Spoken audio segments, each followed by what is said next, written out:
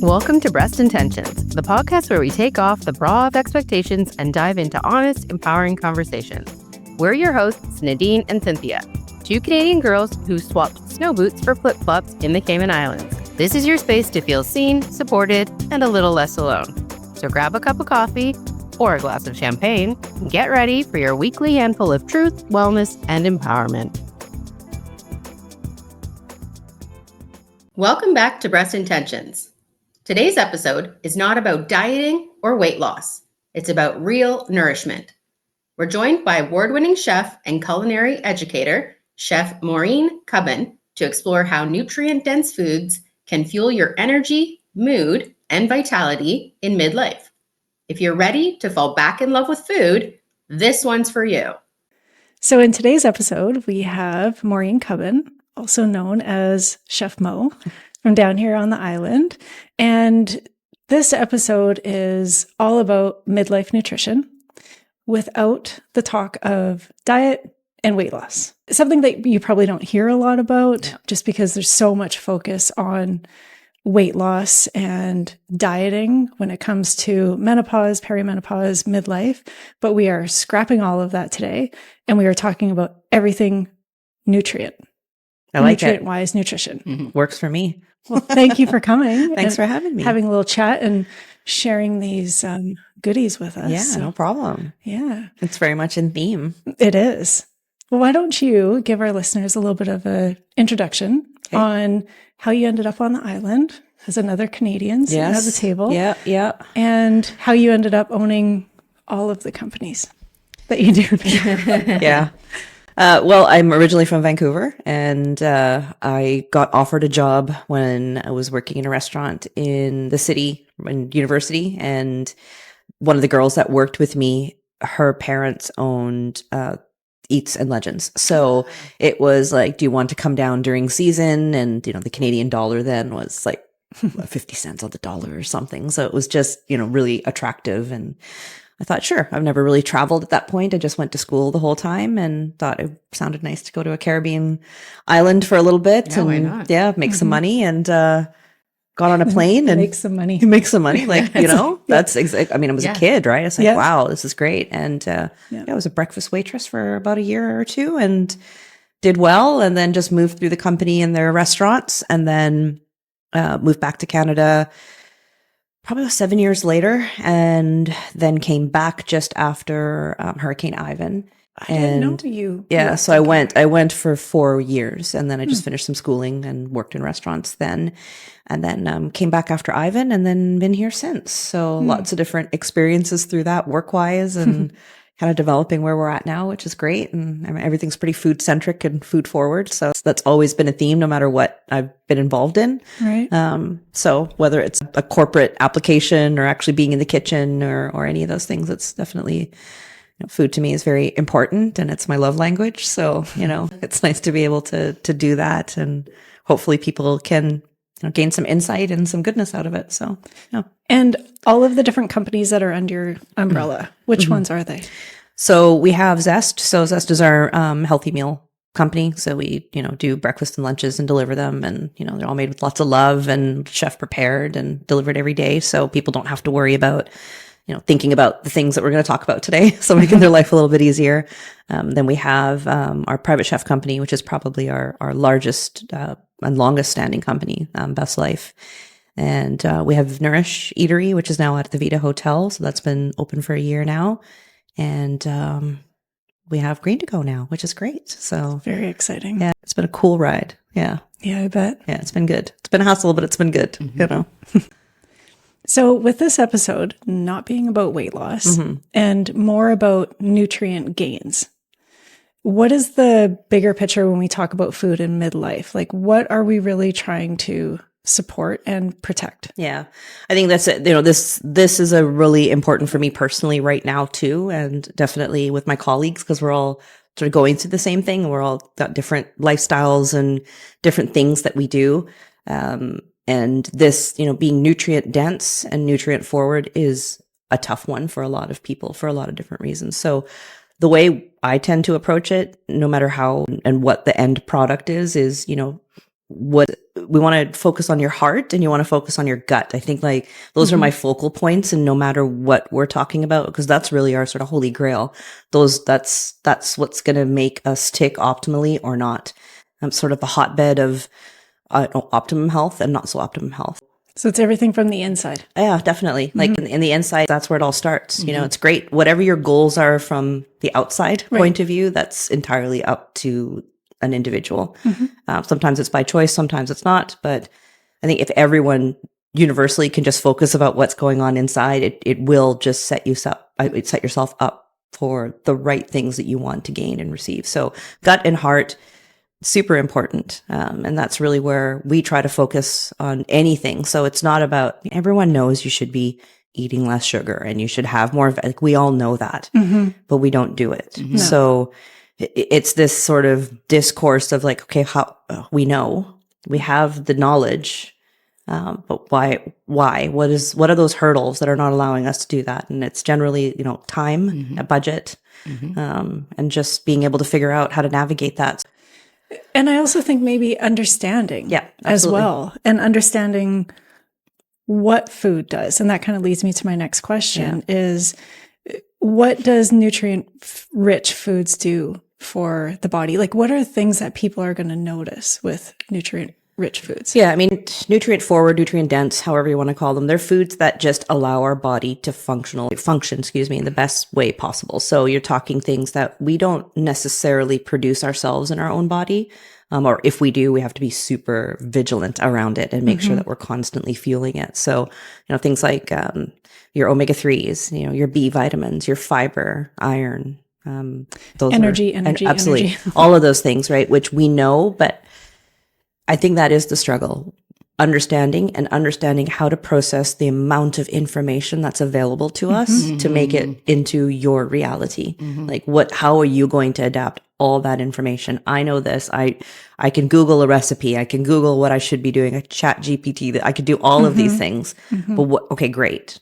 Now, where do I go from here? So I think that's the challenge right now, to go, I've got my toolkit, but how am I now going to start taking this to the next level?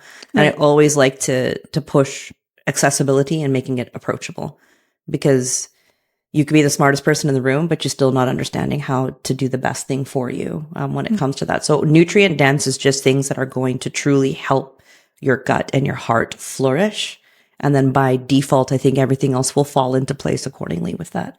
But it does take, like anything new, especially if it's not something that's in your repertoire, that, understanding it. And it's not difficult to understand. I just think we have to approach it in an easy way that you don't feel overwhelmed, because it can be very overwhelming, very overwhelming. And I think that there's always that focus on the outer that ends up taking over, and the focus on weight loss and the focus on diet and stuff like that always ends up taking over and clouding over that ability to educate yourself. And when it comes to nutrient dense or nutrient rich food, would you almost break it down a little bit further and looking at it more, like, let's say for the average individual that is like, I don't know what that is.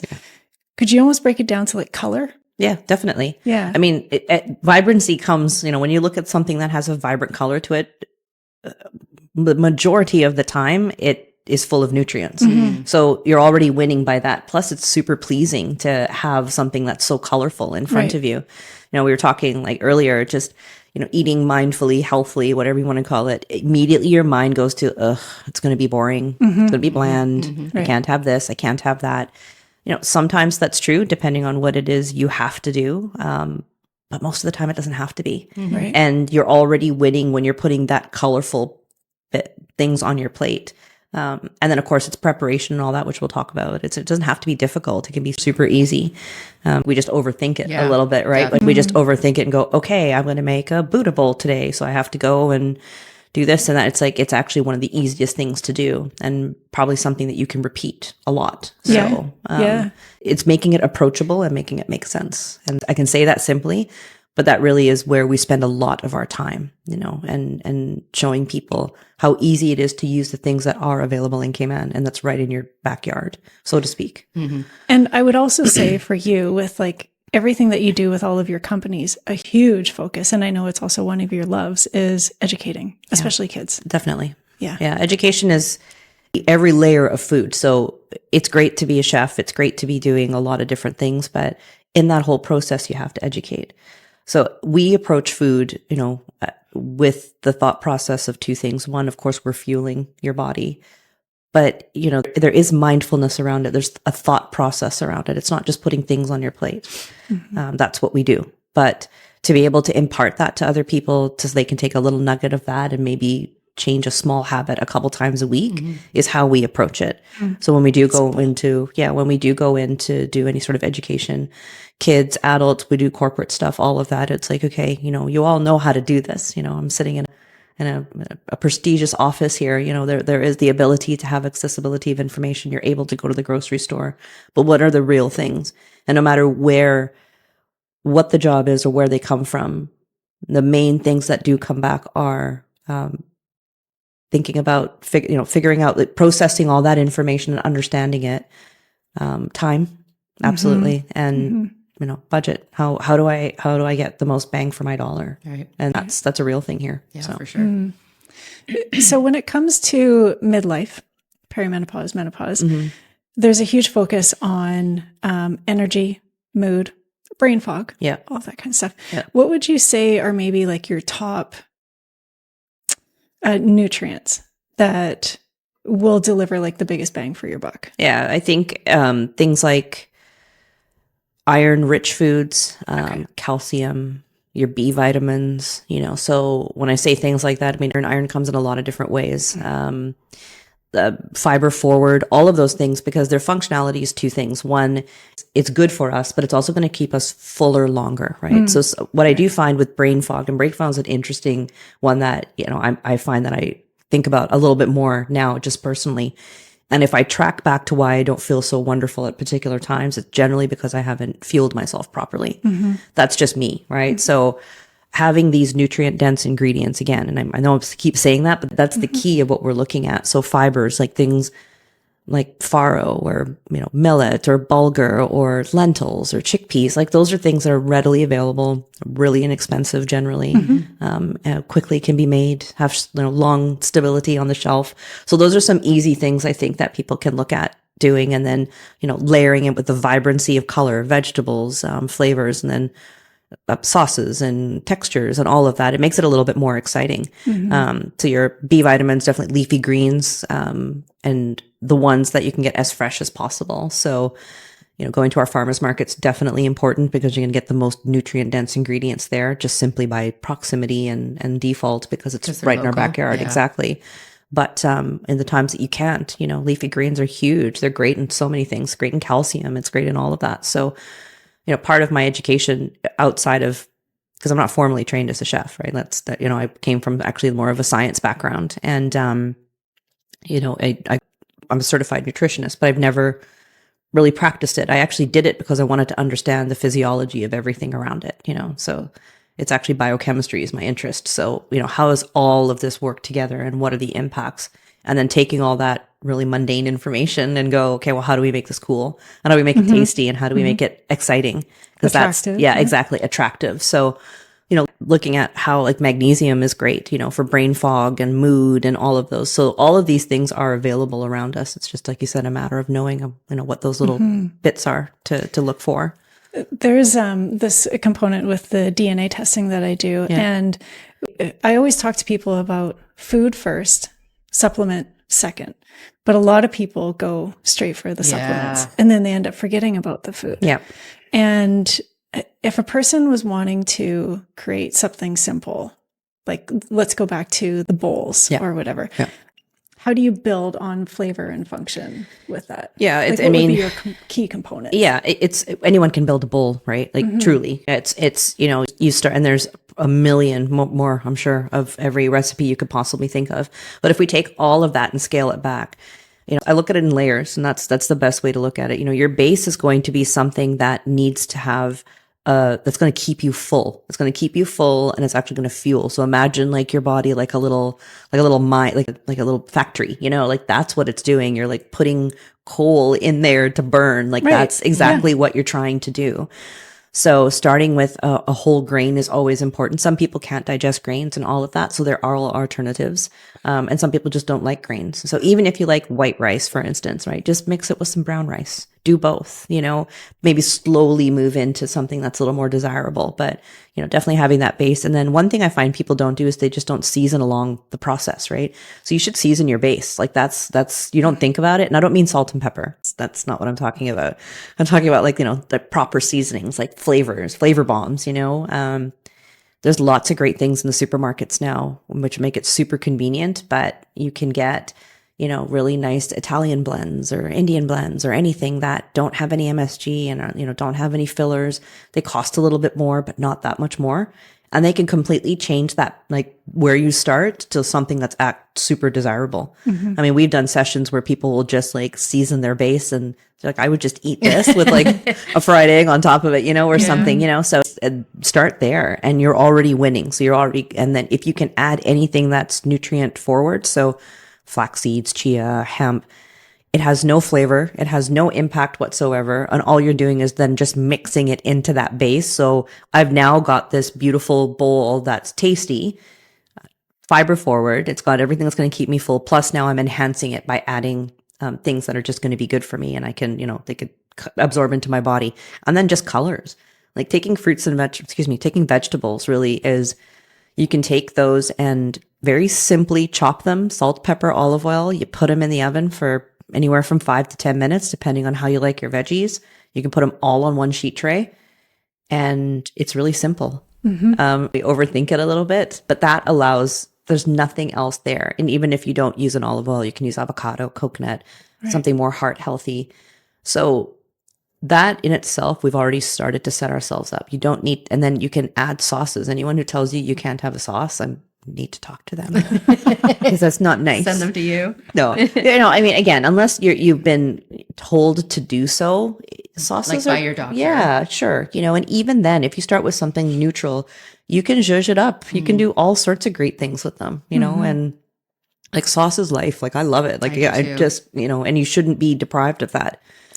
Well, and I think when people start depriving, which is that mindset of eliminate, yeah, you end up going the opposite way because you have eliminated for too long and you've deprived yourself either of nutrients or calories or both. And then you're like, oh my God, I just need a burger and fries. Yep. And then all of a sudden you feel really bad. Yep. And it's a cycle. Food is so emotional. And so in so many ways, it has cultural value too. So if you have a strong cultural background, say food and music are central to a lot of what makes the world go round. So you're already going to have an attachment and feelings around it. Then there's your upbringing. Then there's a variety of experiences that you have through your life. And then if you add on, any sort of healthy or health concerns or health goals that you have, then we're thinking about it, and mixing the emotion around food is incredibly impactful one way or the other. And you've seen that, obviously, and it's tough. It's tough to move away from that. So the elimination mindset needs to be, I think we need to unpack that differently. It needs to look a little bit different. It needs to be approached a little bit different. Especially if we're now in midlife, say in our 40s or 50s, and if we have been dealing from that lens since our teens, since our 20s, that's a long time. No, it is. And then to undo that. Yeah, I mean, food should be pleasurable, right? Yeah. It really should. It is a pleasure. What a wonderful thing for us to be able to eat when we can, and simplifying it in that way. And so just keeping to the heart of that and going, okay, at the end of the day, there's no perfect formula or map, you can have a meal plan, you can do all of those things, but when it doesn't become pleasurable, it actually just, if your mentality around it is not great, it's not going to taste good. Even you could have the tastiest thing in front of you, but if you're not feeling it, it's and then it's that in itself just doesn't feel good. You put being tired on top of it, fatigue, all of those things, you're just not in a good space. Right. And it's tough. That's a tough situation to be in. So the elimination part, we need to think about it a little bit differently. And I think also that the word pleasure around food, so many people equate to bad. Yeah. Right? Yeah. Pizza, cake, burgers is what brings you pleasure, but you can also look at it in many different ways. Definitely. With functional medicine, we actually have this sheet that we give our clients, and you write down all of your meals, like your breakfast and your lunch and your dinner. And we have all of these colored squares beside it. And you have to look at what it is that you ate. And then you have to tick off the squares of all of the color. And one of the squares that we have is white, brown, and tan. Yeah. So bread, chicken, eggs, rice, Yeah. all of these different things. And a lot of people end up just ticking off that one box and then maybe a green or maybe an orange or something like that. But that also allows a person to see where they may be falling short. Yeah. And, you know, like you were saying before too, with like vegetables and anything like that, they're not high in calories. So it's not like it's actually going to add more, but people view pleasure as something that's bad. And, yeah. It's, you know, and veggies we can get it's calorie, it's really neutral, to be fair, unless you're doing a lot to it or you're adding more to it or whatnot. You can make it work in your advantage, but by default, you're being able to get the nutrients that you're not getting. So, but again, I think it's just like, okay, well, what am I going to do with all these vegetables that I've just gone and spent a lot of money on? And I've got 4 days to do something with it, you know, and am I going to waste it? And then, you know, it's... What do you say to people that struggle with that? Like, and I do as well, especially when it was just Zayden and I that were living together, is now all of a sudden you're like buying all of these vegetables and then you use it in a meal or two, and then you have all of this waste. Like, what do you... Yeah, food waste is, you know, it's, first of all, it's expensive, right? And it is what it is, right? Like we live in Cayman, it is what it is. So once we kind of that's one thing that I think, another piece that I feel like we just collectively need to tackle is, you know, eating healthy is expensive. Okay. Yeah, it is, but it's not that much more expensive. Like, you know, it is expensive, but expensive because I think people think they have to spend more when really you can get good, healthful, nutrient-dense foods that equate to actually being almost like a commodity. So, you know, buying a box of pasta or maybe getting something that's, you know, could be replacing that there is a way to navigate it, right? So I always tell people to use your supermarkets to your advantage. Like they do our supermarkets, especially from like 8 years ago, even 10 years ago, like they are leaps and bounds. Yeah. You have people who come to Cayman and they're like, man, your supermarkets are actually better than where, you know, in our city. And you're seeing that, you know, the supermarkets are made to make your life easier, but in Cayman, they are absolutely built for convenience. So if you take a look and, you know, use your supermarkets to your advantage. So let's just say it's maybe you or 2 people in your household. You know, you've got supermarkets that do a lot of the work for you. They chop up vegetables, they package them.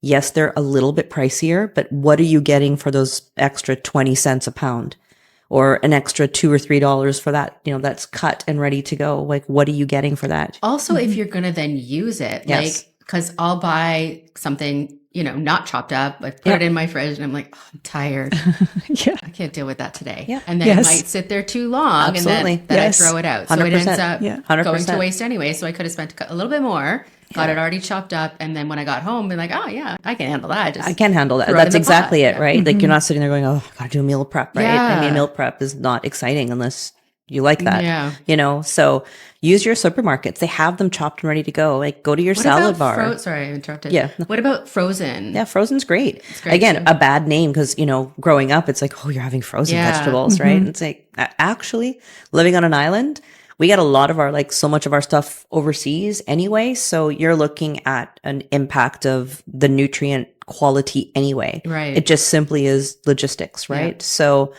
thinking about getting things that are frozen, and they're usually picked at the peak of their freshness and their ripeness and then flash frozen.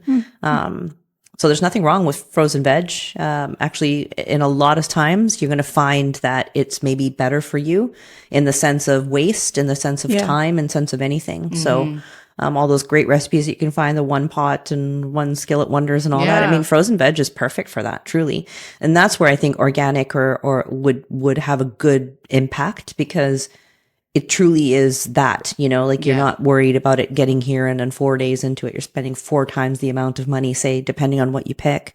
And really, am I getting the full value of that? So a frozen is good. We always, there's different levels of quality that you can get, but certainly like things like peppers and mushrooms and things like, why would you not get it frozen? That's great. Spinach. Like it's available, right? Yeah. And they're generally expensive. Right. Canned goods too. Like there's really nothing wrong with certain canned goods. So when you're getting canned beans or anything, I think getting the organic version is better. Again, simply because you're starting with the higher quality of the ingredient anyway. And then usually there isn't a lot of stuff in there. It all comes down to reading, like just flipping over the back of the frozen bag or your can and just making sure what's in there is actually what it is and you don't need anything else. And the difference between an organic can of beans and a regular can of beans is maybe 25 cents, maybe 40, depending on where you go. But it's a dramatically different product, dramatically different. From a nutrient perspective. Absolutely. From a nutrient perspective, it's completely different. You're starting with the super high quality ingredient. So is that true for fruits and vegetables that are not frozen, that are? Yeah, that's a debate. Yeah, I think it's debatable. Yeah. Okay. I am all for the highest quality ingredients. They don't necessarily mean that that's organic. It's those things, I think, when people think organic, it's like, oh, well, I've got the best of the best. Yeah. It's like, not all the time, right? And you also, again, have to think about the nutrients you're getting out of that. Absolutely, organic, non-GMO, that sort of stuff. That's I think the big ones that you want to think about. Usually they go hand in hand. But yeah, you don't additives and fake foods and things. That's what we should be focusing on, really, like the real stuff. So I think organic has a place. It's generally more expensive. So, and if you can do that, then that's fine. I heard somebody say, use the best ingredients that you can afford. Yep. And that's true, and we're lucky. We have great ingredients available to us. There isn't a huge price difference. Like, an organic cauliflower and a regular cauliflower maybe is $1 or $2 different. I'm not saying that's not a lot of money, but if you're going to go, if that's important to you, then it's not like starkly different, that you can kind of take a look and say, okay, maybe that's a better choice for me. But definitely our farmers markets, they're just so great at this time of year. And I also think the same thing. I don't think a lot of people know what to do with the stuff that they buy at the farmers market. They're super excited. They've got the kale, they've got kalamoo, they've got all these great ingredients. They're like, okay, now what? Yeah, right. So again, it's simplifying that process, and being able to know that's the best. That's what you're going to get. It's inexpensive. And you definitely are going to get a little bit more bang for your dollar and for your nutrients too. So I always encourage people to go that way. But it is a conversation, and it is sitting down and talking through like, okay, how do you make this work? But yeah, that's part of the process, I think. So with people who have dieted, kind of like what we were just talking about before, dieted for many years, fear certain ingredients for whatever reason, a lot of industry stuff, social media. Yep. How do you help people fall in love with food again? Oh God, I don't know. That's a tough one. It's a loaded one. Isn't it? Like food is like it's like any relationship as far as I'm concerned, like if you're approaching it and you've been damaged by it, it's just like you're going to like tread a little cautiously. Right. And I think that's because food is, it can be a relationship. And, if we approach anything already with red flags, it's going to be hard to move around that and navigate around that. It just has a lot to do with the education certainly around it. Yes, it does. But it's also, again, personal. So like you're saying, people who have dieted and been successful or not successful, or they have real like PTSD around some food stuff, 100%. right? Yeah. And that's real. Yeah. And so they're approaching that, and they're approaching that situation, and it becomes a situation. It's not just getting a plate of food. It's like, oh man, I've really got to work myself through this. Yeah. And that's real. And I think, again, the more you have to trust yourself in that process and trust what it is that you're trying to do for your overall wellness. And I think if we keep that in mind and put them into little sort of chunks of the ability to be able to, don't go and try to make that perfect bowl. Just go, okay, what can I do better today? Or what can I do better this week? Maybe I'm going to add a little bit more fiber. So no matter what I'm doing or no matter what I'm eating, is there a way that I can enhance? So rather than take away, Yes, I agree. Let's try to add some stuff to make this a little bit more impactful and a little bit more well-rounded. So you know, it's a Sunday and you go down and you get, you know, oxtail and rice and beans because that's what you're going to do. And it's a Sunday and there's nothing wrong with that. That's part of the pleasure of food. But what could I do to just add to that, to just make it a little bit more robust or perhaps a little bit more balanced? You know, maybe a salad, maybe in those rice and beans, like we talked about. I know it sounds odd, but we have a little superfood sprinkle that we have, and just sprinkle it on there and mix it on there. And it sounds strange, but it's just doing a little bit to be impactful. And it's those small little things. So rather than saying, okay, I can't have this, or I should only be having a fistful of this, all those things may or may not be true. How do you navigate? It's adding. Let's take this plate of what I have and how can I add to this? Like I love fettuccine Alfredo with chicken. I love it. There's nothing wonderfully nutrient-full around that. Okay. You know, the box that has the white and the brown and the tan?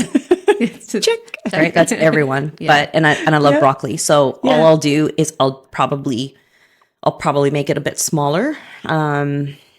But it would probably be like that anyway because the sauce is super cheesy. Like that's just me, and I'm not going to deprive myself of that. But what can I add to that? Yes. What can I make it a little bit better? Yes. So maybe I can sub my pasta out for a better version of a pasta, maybe a whole grain pasta, maybe. Or like a chickpea pasta. I've seen Chickpea like pastas, all of those things are there, right? Yeah. And then just maybe I'll add a little bit more extra broccoli. And what else could I do? And then maybe I'll have a little side salad with that. It still doesn't take away the pleasure of me being able to have what I'm going to have. Yes.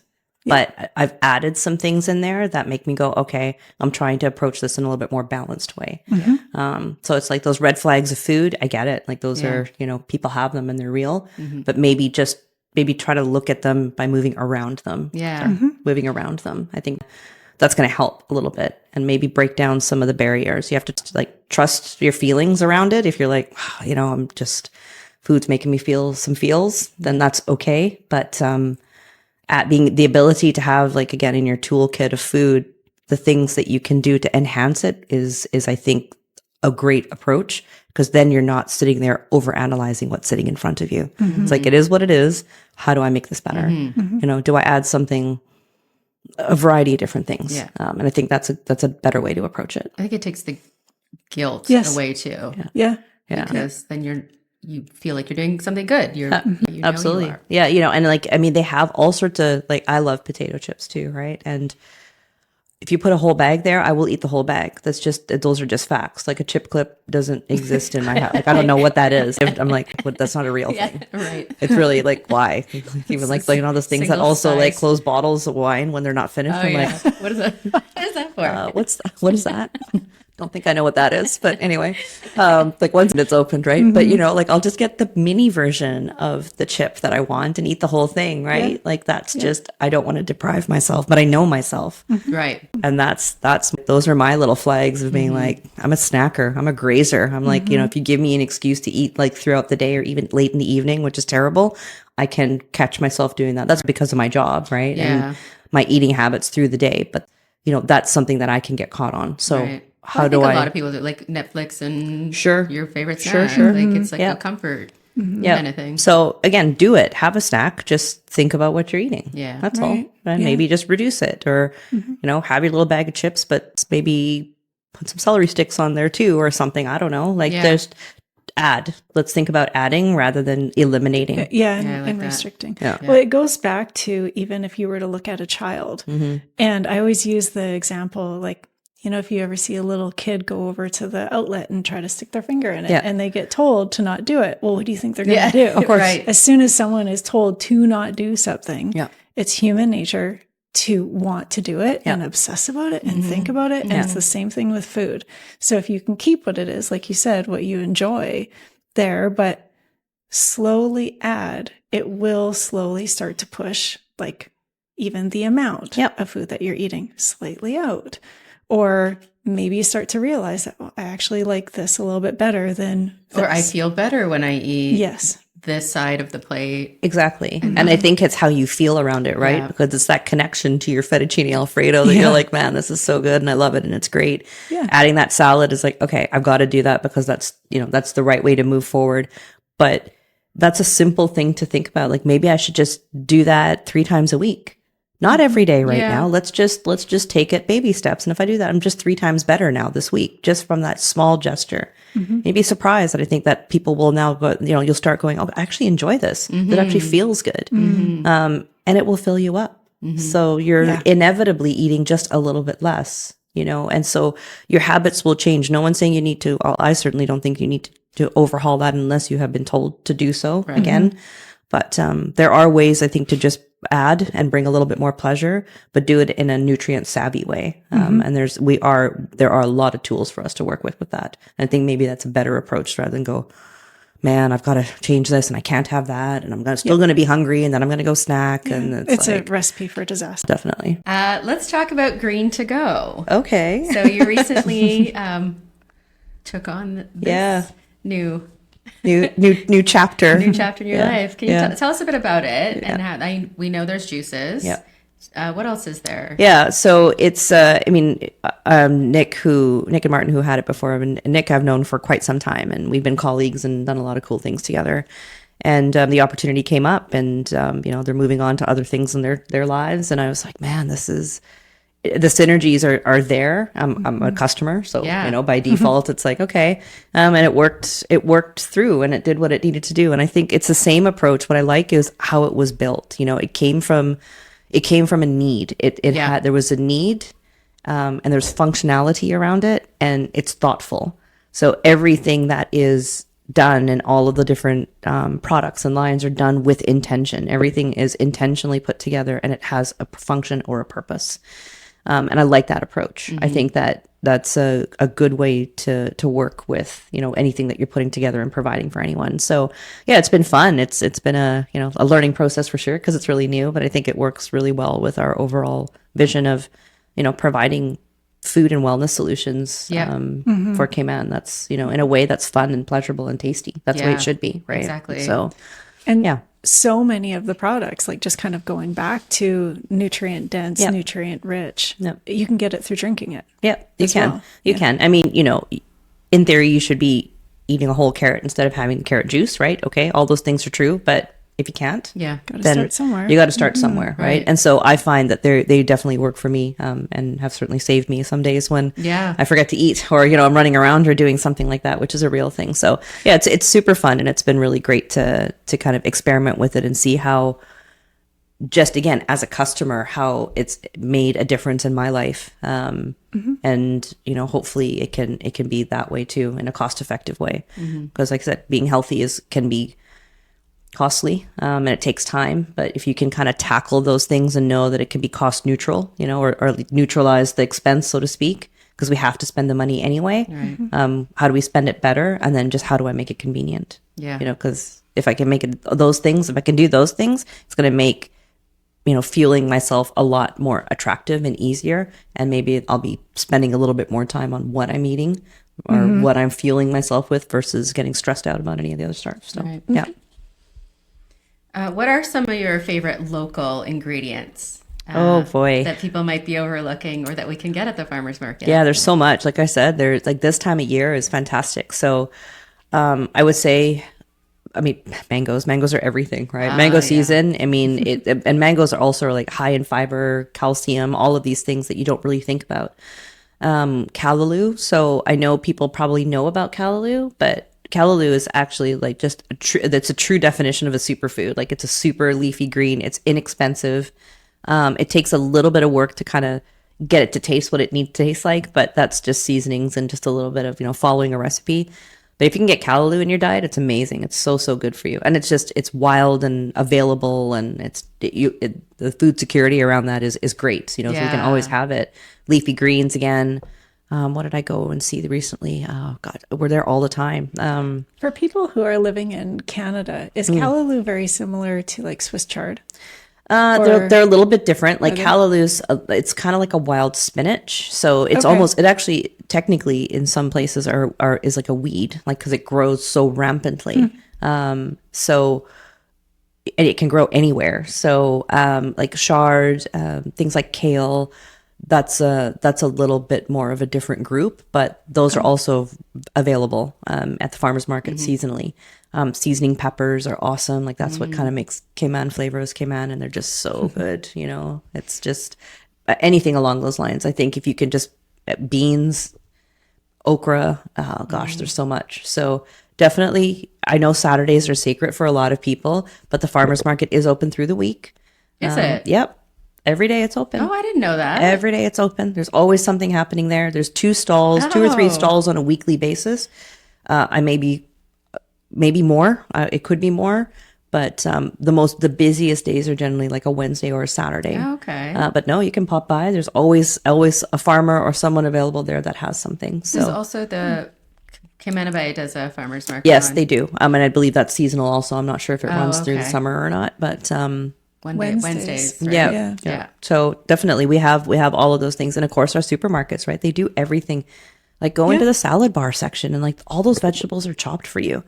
Yeah. Just get your psychology. Right. You don't have to have a salad. Like if rather than buy like a bell pepper and mushrooms, just fill one of those things up with all the vegetables that you want take it home. Take it home. Yeah. It's the same, but we just think it's a salad bar, so I have to have a salad. Yeah. It's like, no, you don't actually. Right. You can just go, I want to make, a bowl. So rather than buy all of those ingredients that may or may not go to waste, just get what you need. And it's sold by the pound. It allows you variety. It gives you that vibrancy of color. So that's just one thing that you can use. It's there and it's available and they do all the work for you. So that's something to think about, again, going back in the convenience side of things. Right. So That's a really great idea. yeah. So that's what I do. Yeah. I was like, well, it's like the last thing you probably want to do is be cutting more vegetables or something, right? Yeah, exactly. Exactly. If you make it easy for me, I'll do it, Yeah. Sourcing plays a huge role in nutrient density. Yep. How does working with local producers and seasonal ingredients elevate the impact of the meals and juices? Well, the sourcing is truly in our backyard, right? So anything we can do as local as possible has such a great domino effect, right? Again, we're talking about things that are just going to be better for us, usually priced attractively. We're supporting, the farming and local culture. So it just, it has that community goodness around it too. But the reality is, a lot of our food, whether it's dry good or not, comes from overseas. So being mindful and thoughtful about how it is that I'm getting and making the best choices of that is definitely something that is a challenge. But again, starting with the best ingredients possible, meaning the highest quality ingredients. So high quality is going to start getting the most nutrients for you, and then you can go from there. I think when you are sourcing, try to just do it in the most, efficient way possible. But like I said, our supermarkets are just so much more abundant with options now that you just have to take the next step and go, okay, well, I've got 7 different kinds of hummus that are available. I love hummus. Hummus is great for us. So, but I go into the supermarket to the shelves and there's 6 different kinds. So, it's just the sourcing is not so much of a challenge as it was like 10 years ago. We got so many options. It's again, just looking at the best option for you from a nutrient point of view, I think is good. So, but if you can source local, always do that. Yeah. That's the way forward. Right. Yeah. Sleep becomes more elusive for many of us in midlife. How can nutrient-dense food support more restful sleep? Well, when we're eating nutrient-dense foods, the theory is it's going to keep us, fuller for longer and satiated for longer, right? So one of the things I think is when we eat, and I say this sort of with a big sort of star beside that, because it entirely depends on maybe what your job is or what your sleep patterns are or whatnot. But I always say before you go to rest, trying to not eat like 2 to 3 hours before. So like there'll be times where I'll come home from work and it's 11. So that means technically I should have eaten by 8, which is already quite a bit later than what I would have, but I'm in the middle of service. So I can't do that. Right. So I think, and then my mood is, my sleep and my mood, both of them are affected greatly. So there are some times that you can't necessarily hit that mark every day. But again, like there's certain foods that are said to really have a great impact. Fiber forward foods are very good. Calcium, magnesium. Magnesium definitely can impact accordingly. And if you can't get those things naturally or through food, we talked about supplements earlier. We don't want to go to supplements right away, but perhaps in and amongst all of that, adding a supplement for magnesium's tough because you can get it in some things, but you have to have it's available in a lot of foods, but I think it's a hard, exactly. High quality. It's a high quality of that or quantity, excuse me, high quantity of that in order for it to be as impactful. Yeah. So you will find, same with omega-3s, right? Omega-3s are great, but you really do have to make an effort to add that into your diet and your lifestyle, because it has to be consistent and available and almost part of your daily, if not every other day routine, in order for it to do what it needs to do. Yeah. So, and our body just doesn't make it naturally, like it doesn't exist for us. So it's something that we always have to add in. So yeah, I mean, it certainly affects our sleep when, we're not eating the best ingredients before, like even if you like do bad things through the day, right? Like you have a really like breakfast, burger for lunch or something, maybe just that last meal, it could be just be a little bit more lighter, maybe just a little bit more, fiber forward, that kind of thing. I think that can make a big difference, because I think that's where I find that, if I'm eating too late or I haven't eaten properly, close to the end of the day, that really can mess up my system for sleeping. Well, eating too late for sure. Yeah. And the biggest part of that is because I always say to people, it's like a runway with two airplanes. Yeah. Only one airplane can take off. Yep. And the airplane that's going to take off is the one that has the food in it. Exactly. And your body has to sit and wait for the airplane to fully take off and then land in its destination before this guy can go. And so while the body's waiting for all of that food to go through the system, you're not going to get into a deep sleep. Yeah. So by backing it up, or kind of like what you were saying before too, is if you can go lighter, that food will go through your system a bit faster. Exactly. Because I mean, you're naturally fasting in that sleep process, right? So by the time you get up, I find that if I eat late, I'm actually starving in the morning. Yes. Yeah. And so, and that messes everything up for me, because I'm just like, I'm starving and I need to eat. And I'll eat when I'm hungry, right? I'm not going to go hungry. So it's like, I kind of mess myself up here for the first 12 hours of my day. So that sort of last meal, whatever that would be for you timing wise, I think just if there's anywhere through the day that you could just be a bit more savvy, that would be, I think, makes such a big impact, makes in our sleep, in our mood, in all of those things, bloating, inflammation, all of that. Like it's so, because you're not doing anything except sleeping. Yeah. So that's really where nutrients can be absorbed. Yeah. And that's really where the optimum stuff can happen, but also the bad stuff too, right? So it's, that before sleep stuff is important for sure. You cooked for some of the best in the world. What's a meal that you would serve someone who needed deep nourishment, not comfort food, but real fuel? Yeah. Boy, gosh. I think with what we do with Zest is we'll take all the sort of ingredients that we've talked about, and I would say that is the approach that I would take. So lots of veggies, lots of color, grains, lots of seasonings, a beautiful sauce, because if we control the process completely, right? So, all the sauces, seasonings, everything is in-house. So I'm not guessing that. And so we're imparting that for people to take advantage of. But I'm a sucker for a really good salad or a bowl, right? Like I probably could eat a hearty salad that has some sort of grain every single day, and I generally do. So yeah, something along those lines I would say is great. It would be nutrient dense, it would be super colorful, and it would have a lot of sauce. Well, when I did my wellness retreats in the past, I can't remember how many of them you did with me, but we always like 3, I guess. 3? Yeah, maybe 3. And then we've done a couple of wellness events. Yep. And we always do bowls. Yeah.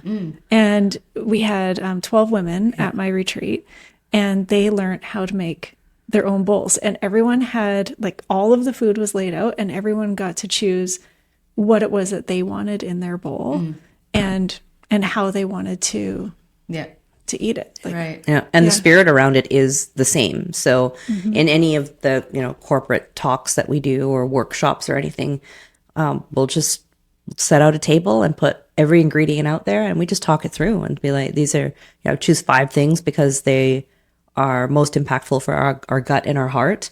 And no matter how you do this, let's season, let's do all that. But I think like color to me is everything. Like just having a big bowl of colorful, like, and texture too. I would say texture is great. Yeah. Seeds, nuts, crispy things, chips, that sort of thing, like blue corn chips if you're doing like a Mexican bowl or something like that. All those things are just fun, right? So I think if someone's craving that nutrient dense, it would be just super colorful and fiber forward. Like I love farro, I love millet, I think bulgur. Those are, brown rice is fine, but it's just, sorry, it's just boring. It is. It's like, ugh. Try some of these other ones. I don't think I've ever had any of these. And they're easy. Quinoa's fine. Yes, it's great for you, but it's like, there's some other. It's super over lentils. Like those are great. Like a nice can of organic lentils, and you layer something on top. It's just delicious. So those I would say would be what what I would prepare for someone. But again, always a sauce, always lots of flavor forward.